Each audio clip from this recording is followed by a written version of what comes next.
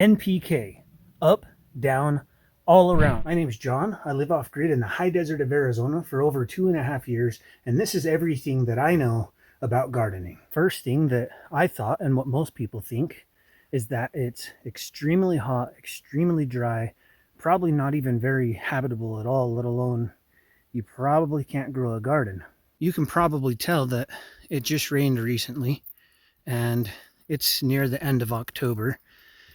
And the thing is if you prepare for it, so you're thinking the long haul, there's plenty of water in the high desert to run a garden and even feed livestock and yourself. I harvest rainwater off of my agricultural shed, which goes into a tote to feed water to my geothermal greenhouse. And I also harvest water off of my shop over here. That water goes into an underground cistern and some other totes, and that I can reach anywhere else on the homestead to water livestock or gardens. Owning a piece of land like mine is a great investment. In fact, I think my property has tripled or quadrupled in value in just 2.5 years. So if you're looking for a piece of land like mine, maybe you don't have great credit, you can finance a piece below. Just hit the link for discount lots, put in my code DL Frugal 10 for 10% off, which is a huge discount. It's sincerely a good option, especially if you don't have wonderful credit. You don't want to pay cash for a piece of property. Only $200 a month, and you can have an oasis like mine. I harvest water off of my entire driveway, which I've purposefully graded to go down into swells. This is a gray water swell, so when I take a shower over there, the water drains and it comes over here. I only use natural soap, so that's not a problem. It waters all of this sorghum, which is for livestock. But if it rains really hard, this fills up and it overflows into my pond, and I'm able to store all of that water. And if my pond overflows, it goes out into different channels that work their way out that way, because I plan to start an orchard out there. Now that you know that there's plenty of water in the high desert of Arizona, you need to know about your soil. Clearly the soil that's inside my hoop house here is really pretty good soil. And the reason why is I have livestock, chickens and goats, and I have pigs, but I don't use their manure so much. I can eventually, but anyhow, the soil here is actually pretty loamy. So there's sandy soil, high clay soil, silty soil. My soil, or our soil in the high desert, is naturally loamy, which means it has a pretty good mixture of the three. And then you see it looks pretty nice here. That's because I've added organic matter in the form of compost and manure. Manure works really well because it has balanced NPK, which is nitrogen, phosphorus, potassium. Having a good balance of NPK will help take care of your plant. And if you remember that up, down, and all around. So NPK. Nitrogen is up, phosphorus is down, and potassium is all around the plant. So if you find that you're having problems with, the top of your plant, you're looking up there and it's just not greening and growing as full, you might need more nitrogen and so on. It's probably pretty obvious that when you have livestock and they leave manure on the ground, you can simply come in here and collect that manure, which also has broken down straw and hay, and you can collect it right away. Matter of fact, if you have rabbits, their manure can go right into the compost. But most of this stuff you want to compost it for a while. Pigs you want to compost for at least 6 months. But goats, as long as you've composted it maybe a few months, it should be fine. How, Maggie? When I collect compost from the livestock, I'll add it up around the hoop house so that as it breaks down, it produces heat and warms the hoop house in the winter. And there's wind blockage for the chickens. And so this is just a great way to break down all this compost. I continually add compost onto like hugelkulturs and whatnot. This is where I compost. I have it fenced in so the dogs don't get too curious and get into it. But I have a lot of the soil stuff breaking down, and then it's kind of trapped in with this cardboard, which will break down when it's ready to, but it'll keep in water and moisture now to help the soil break down. Even my geothermal, this was 6 feet deep originally, and it's only about 4 feet now, so there's about 2 feet of composted soil I made. I pulled that up the other day. You can see it's pretty good soil. And so I need to pull up all the potatoes in here and start the garden again. And I'm expanding it right now is why it's hanging over there. I'm just about to double it in size. There is one rumor that people say you can't grow under the junipers because it's too acidic and whatever. But there was some scientific research done that shows that it's actually just mostly because it's really thick and they're not getting enough sunlight and whatnot down there. So if you look under my trees where I've trimmed, there's goji berry bushes and corn growing down there just fine. All of these little bushes, they're goji berry bushes that are starting over here under this tree. And that's sorghum. So that's like a cousin to corn. It makes a grain that you can feed to livestock or make flour out of. It's really easy to make compost tea or fertilizer. And personally, I haven't made a ton of it because I haven't seemed to really need it. But when I make a new bed or something, I put down some new, I'm going to turn all the beds and start fresh. Then I'll probably make some compost tea that week and throw it down before I do my planting and whatever, just to make sure there's plenty MPK in there. You can fill a barrel. This is just a rough estimate, just to give you an idea. But if you throw about 1/5 of a barrel full of manure, that would be like chicken manure, goat or rabbit, and then the rest water and stir it. And you want to add a bubbler. If with chicken for sure, you need to let it sit for at least a week. But you'll make yourself some really good tea, and you can get parts per million tester to make sure that you don't have too many parts per million, and that your pH, you use a pH tester, make sure your pH is good, and you should be just fine to go. The soil here is naturally a little alkaline, so you don't want to go adding ash. A lot of people will recommend you do that, but you don't want to do that unless you start with soil that isn't native, but why not just make your own soil with what you have and add the amendments you need. And then what'll happen is it'll balance out eventually, and you can test it and say, okay, maybe I need a little ash, but probably not for the first few years. What can you grow in the high desert? Well, you can grow just about anything. A standard garden might have a bunch of different lettuces and tomatoes and cantaloupe and honeydew and squash and cucumbers, and those are all things you can grow in the high desert without a problem. A couple crops that have worked really well for me is corn, potatoes, broccoli, beets, squash, and a lot of different lettuces. So then the next question would be, when can you grow? I've managed to grow throughout the entire year. And that's because as soon as it gets warm enough, so mid-May is probably pretty safe to plant, especially if you have, a covered hoop house or whatever. So as long as it's not going to freeze anymore, you can start planting. And you're going to plant those things that are going to do good when it gets hot and whatever. And I mean, if you start real early, you can do some fall crops, but I've been able to grow throughout the entire year. So I grow outside, which isn't going to work all year, but I grow in a hoop house, and as long as it's covered and you got some plant fabric in there, it'll grow all year. And my geothermal, of course, it regulates the temperature, so it grows all year as well. If you're going to grow all year, you pretty well want a succession plant. Here's a pumpkin right here, and I've got squash here and here, tomatoes. But roughly every 2 weeks as I start, I plant and plant and plant, and that way I can continually harvest. And well, that's pretty well how it goes. And I've got a big crop of potatoes, so I have to wait for those. But once they're up, I can plant some more stuff. The biggest problem I had when I came out here was mice. And having a couple mousers is ideal, because just little Annie here makes sure that there are no mice on my homestead. I mean, if there's a mouse, she gets it. So I haven't seen a mouse in forever.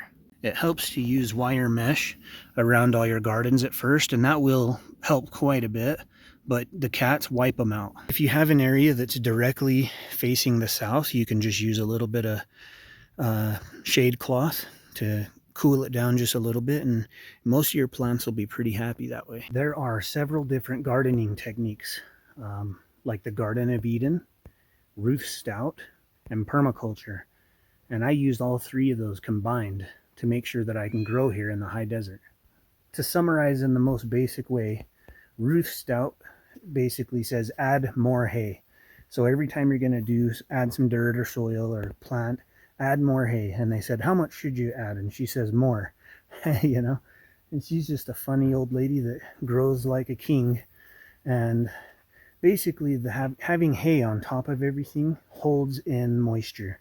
And of course, that's a wonderful thing to have anywhere near a desert. So you can go watch videos about her. And Garden of Eden is, really similar and similar to permaculture. And permaculture focuses on how are things naturally. So when you go for a hike in the mountains, there's all these flowers growing and whatnot. And nobody's watering them, but they thrive. And it's because, naturally there's a canopy that's created that blocks out some of the sun, allows more moisture to stay. Needles and bark and things fall down, and they basically create a mulch layer like the hay does, and that retains more moisture. The seeds stay stuck in there. How do things work naturally? How does the moisture maintain? And you recreate that, and then your garden will thrive. Even this entire side of my driveway, if it rains a lot, will run off into this swell. This swell will run all the way over to a pond and down the side of my property and back around to the pond. So there's a lot of rainwater that gets collected, and then I'm able to plant these swells. So I just started recently planting the swells, and here's a bunch of squash in this one. And I have a bunch of little hybrid willows that are started. I think you can see squash all the way down. I can. When I came out here just over 2 years ago, I didn't know much about gardening at all. And so I just kind of tried things and learned things because people told me a lot of stuff I couldn't do. And I was like, yeah, I'm just going to try and make sure. And most of it I could. I found out I could do it. So I don't know. If people doubt you, maybe you shouldn't always listen. Look at all these seed trays I have. You can get these at like Home Depot or whatever. When you go, they might have 4 or 5 sitting there, and you could ask them for them.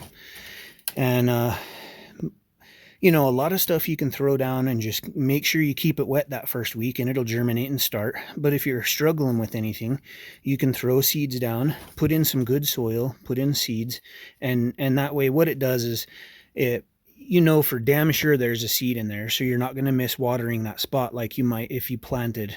And it's a small cell, and it's just easier to germinate in these sometimes. And some stuff doesn't transplant real well, but when you turn these over, you want to be really gentle and be delicate with it, because you could injure it. And make your nice hole, put it in there and surround it. And if you do it really carefully, then most of them will actually go ahead and grow. If you want to get a jump start on the season and you have a warm interior somewhere and you're going to plant outside, you can start them, a couple weeks ahead of time, or start them in like a greenhouse like I have.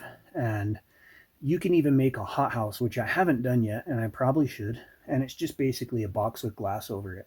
And it's just like, quite a bit hotter and more humid in there. And that's good to germinate seeds in as well. You got to start with store-bought seeds. But as you harvest stuff, make sure that you grab the seeds out of it and hold on to them, because this plant grew in my environment, in my soil, and its seed is more likely to do better. So continue to collect those seeds.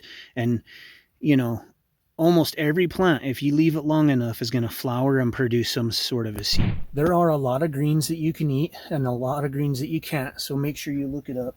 But, like this is broccoli, and I can continually, every single day, I take a huge handful of this, feed it to the livestock because it gives them potassium and stuff. And it gives me potassium too. This broccoli leaf tastes a lot like broccoli. In fact, my subscribers told me I could eat it. I didn't even know I could. Thank you, Robin. And you can kind of steam it and maybe add cheese, and it tastes pretty much like broccoli with cheese. Or I make salads out of it, or eat it just like this because I know I need that potassium. There are plants that'll do a lot better, and matter of fact, pretty much they need to have some sort of support system. So you need to build some for that. And I'm a new gardener, and my garden's kind of a mess because I've been experimenting what seeds will grow, and it was more important to grow as many as possible than to try to separate everything. So there are plants that grow well together and plants that don't grow that well together. One thing you'll probably hear of people talk about all the time is the 3 sisters. I think it's corn and beans. What is it? Corn, beans, and cucumbers, I think, grow really well together. Is that the three sisters? Anyway, there's a lot of things that grow well together and other things that don't. Some things are invasive to other plants, so do the research, what goes well and what doesn't. And me, I've just been experiencing what can I grow, period, first of all. And then now I know, like right now I should have 600, 800, 1,000 potatoes I harvest, as long as the soil's soft enough to let them grow. Well, they'll be there anyway, whether they're small or not, but I did that because they did well. So, soon I'll have like a greenhouse or a row dedicated to potatoes, one dedicated to corn, one dedicated to tomatoes, things that have grown really well on my property. In the summertime, I don't want plastic covering this hoop house. It's nice having it at the bottom to keep out rodents and to keep the animals out and bugs and snakes. But the whole top is open. And my geothermal, it's completely wrapped, but there's four huge windows. And those might get sealed off once I have the solar system over there to regulate the temperature 24/7. So you want a lot of air flow during the summer, but as soon as, before it's going to freeze, you need to wrap them up again. Don't overwater your plants. There are moisture meters that will give you a pretty good idea, the moisture and pH. If you overwater, it'll kill your plants. So, you want to monitor that. Is this a cantaloupe or a honeydew or something? I think it's a cantaloupe. Wow. If I see bugs on my plants, like grasshoppers, I'll just kill them. It's about the best way to prevent a problem. And if you had a bunch of them, I would recommend making a little net and catching them and getting rid of them, killing them. And that's the most effective way. There's neem spray and all these things, and diatomaceous earth is great for a lot of things, but it's not going to keep many bugs away. And if you can, you just want to kill them. But there's smaller bugs and whatnot. The neem oil, I think, works somewhat, and sometimes like a soap spray. So you can research those things, but I think for the most part, just get rid of them if you can. I'm sure that there's something or several things I left out, but those are the basics that should really get you a big jump start if you're wondering how to garden in the high desert of Arizona, or the high desert period, probably between like 4,000 and 7,000 feet of elevation. Appreciate you guys tuning in. I hope you'll leave a comment if you have a question. Please subscribe so you don't miss the next video. Hey, check out on Amazon, just search Frugal Off-Grid and you'll find my books. I have a #1 bestseller. There's 3 books out there, in fact. And I'll catch you guys on the next video.